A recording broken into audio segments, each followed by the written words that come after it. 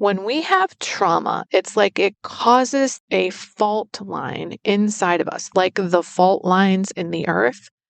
And when something happens that reminds us of a past trauma, it's like it nicks the fault line and that reverberates through our entire system as if we are the little children experiencing that same thing that caused the original trauma.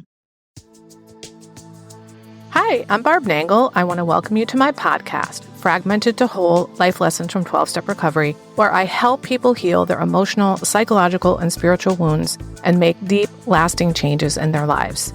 I'm the founder and CEO of Higher Power Coaching and Consulting. I'm a boundaries coach who specializes in helping women who are focused on what others are thinking and doing and neglect themselves in the process. And I have coached hundreds of people on how to build healthy boundaries using my exclusive Build framework. On this podcast, I share my experience, strength, and hope from recovery. I don't support or endorse any particular 12-step recovery fellowship, and I don't claim to speak for any particular 12-step fellowship.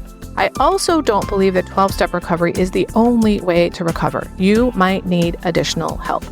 I'm an avid beachcomber who collects sea glass, shells, wood, and stones. I am a formerly closeted fan of the Hallmark Channel, especially the Christmas movies. Hello, Christmas in July. I wear fingerless gloves from September to June because my hands are always cold, so I have about 15 pairs. And I get a huge kick out of counting how many days, weeks, and months there are until my birthday or Christmas at completely random times of the year. My hope is that you'll find my words concretely helpful in improving your life, whether you're in recovery or not. If you like what you've heard on this episode, please screenshot it and share it on your social media and tag me at Higher Power Coaching.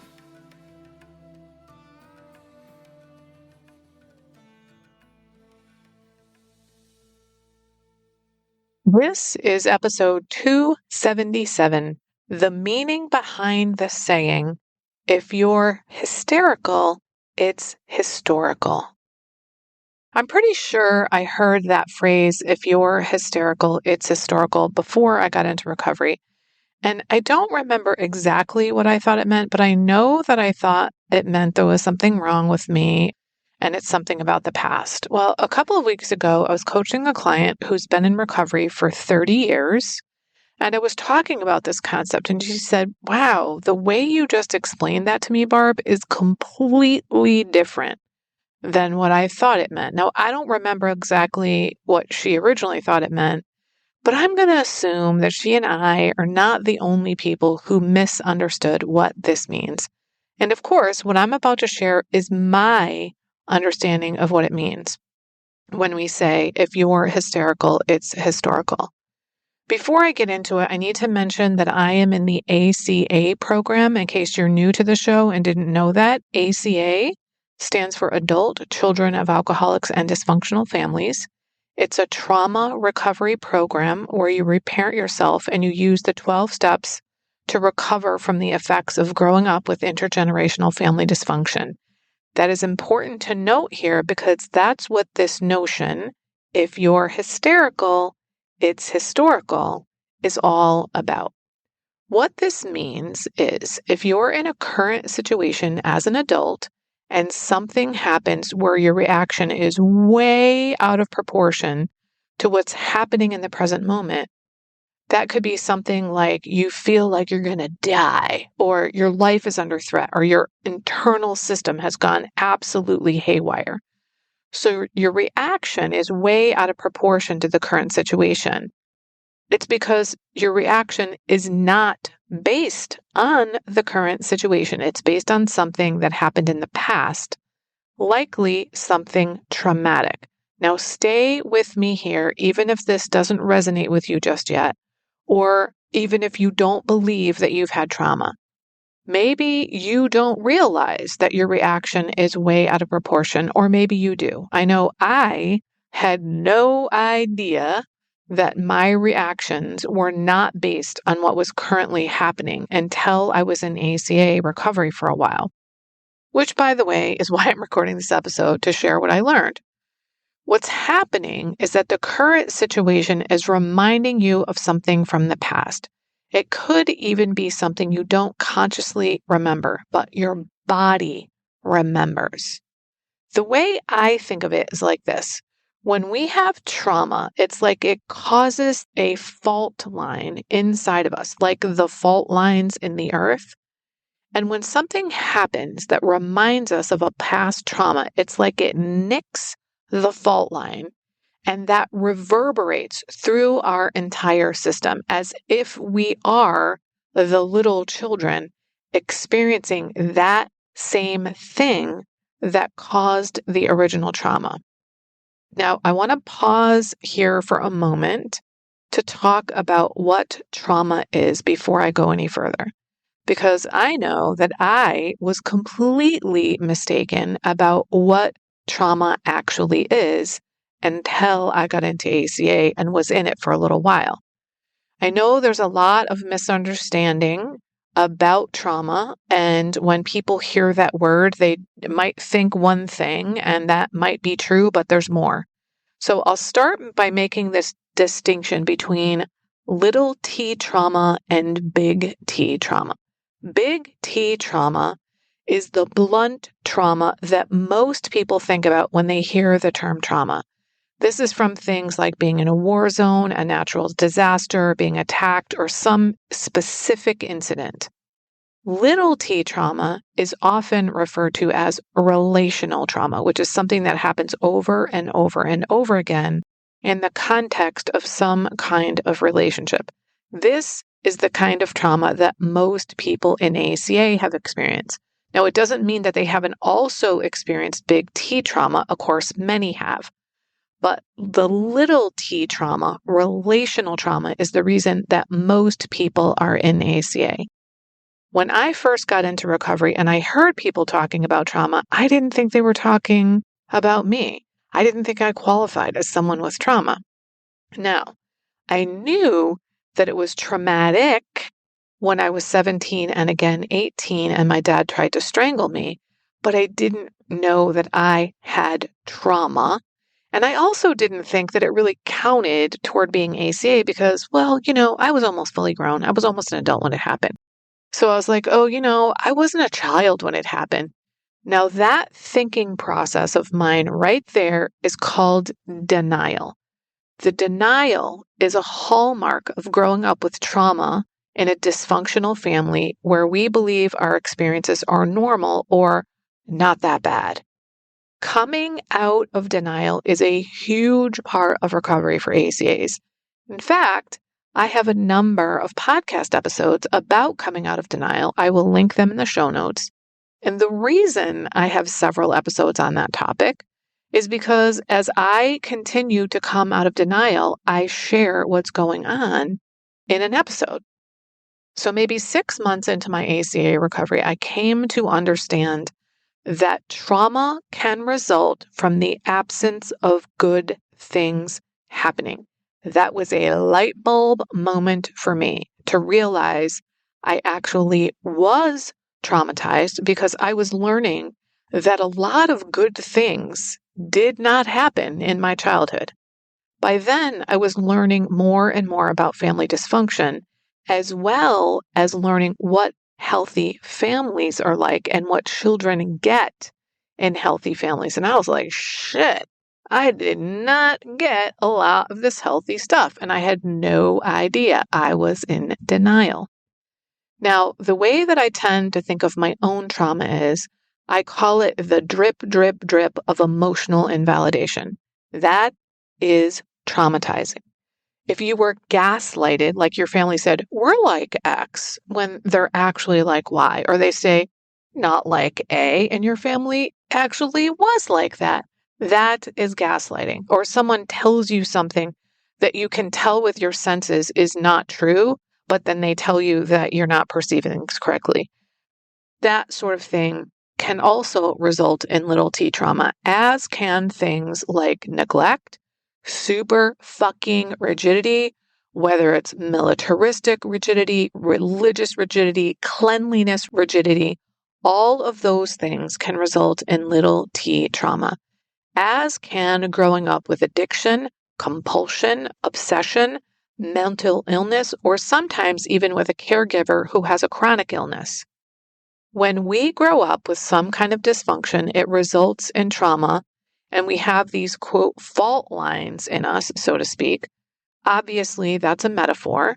So we have these fault lines, and when things happen in our current lives, they nick the fault line and it reverberates through our bodies, and we have a reaction. People often say, I got triggered. Many of us don't realize that the situation we're in the current moment is not the problem.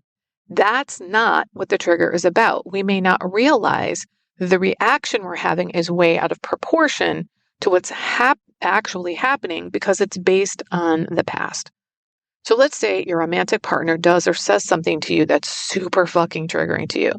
You think it's them that's causing that giant reaction. Now, that doesn't mean they didn't do anything, but the vehemence of your reaction shows that it's actually reminding us of something from the past. There's a phrase in the ACA fellowship text that I'll share in a moment. And by the way, I've put a link to the ACA fellowship text in the show notes.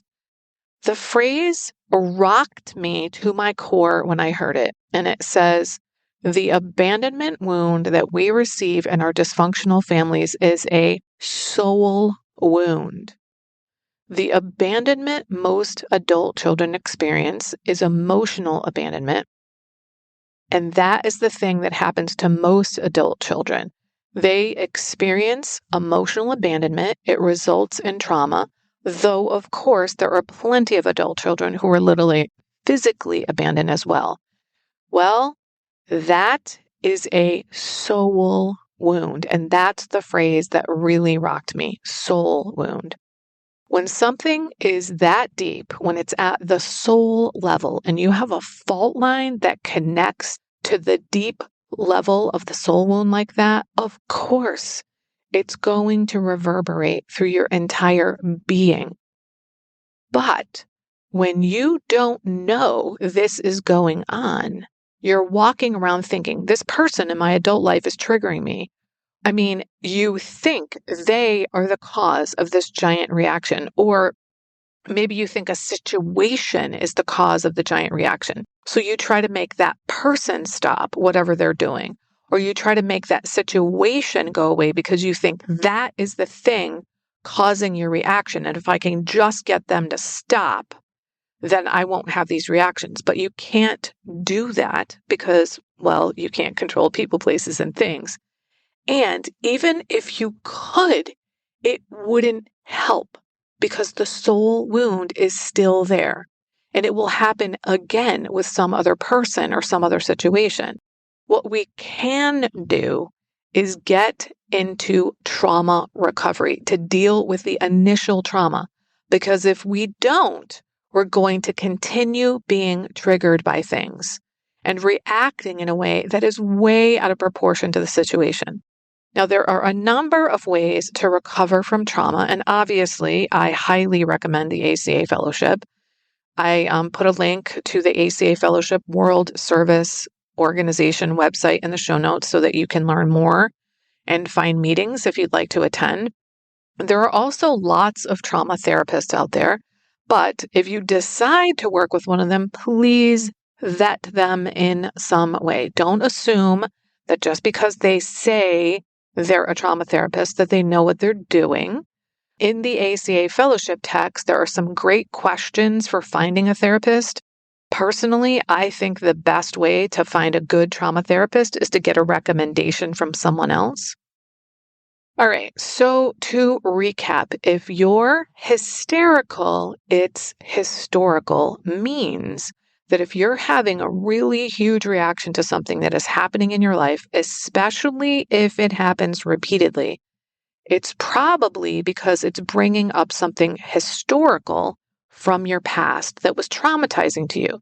Even if you don't remember what it is, even if you can't make the connection just yet. Perhaps it's never occurred to you before hearing this that your reactions in the current day are way out of proportion. Perhaps you've thought all along that it was because of the situation or the relationship you're in, or the thing that the person said, just like I thought before recovery.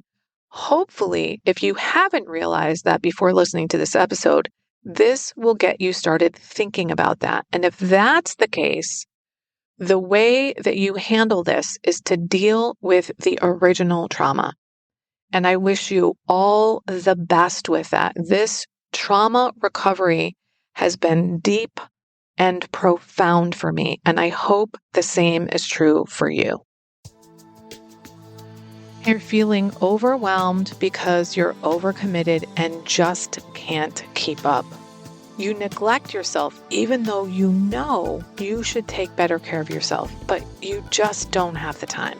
You really want to say no, but just can't get yourself to do it because you don't want to come across as selfish or unhelpful. And you're pretending things are okay with you when they're really not. If this is you, we should talk. Go to barbchat.net and sign up for a free 30-minute call with me about my private coaching. This is for people who are finally ready to make deep, lasting changes in their lives, their relationship patterns, including their relationships with themselves, their partners, family, friends, and colleagues. That's barbchat.net. If you like this podcast, and I'm guessing you did because you're still listening, you will also love my weekly newsletter, Friday Fragments, which has short essays similar to the podcast. You can check it out at fridayfragments.news. That's fridayfragments.news. If you haven't already subscribed to my podcast on your favorite podcast outlet, please do that. It helps carry the message to more people. I started this podcast because there was so much wisdom in recovery that just wasn't making its way out into the world. So I want as many people as possible to hear it. I'd also love it if you'd leave a 5-star rating or a review, which you can do on Apple Podcasts. It helps other people find it so they can get the benefits that you've gotten from listening. If someone in particular came to mind when you listen to this episode, please share it with them. And my favorite place to hang out on social media is Instagram. I'm at Higher Power Coaching. Please DM me there. I'd love to hear what you got from this episode. I run private and group coaching programs on building healthy boundaries. Whether you need help with boundaries in your personal, professional, or romantic life, I can help. Head on over to barbchat.net where you can get on my calendar for a free 30-minute Better Boundaries consultation.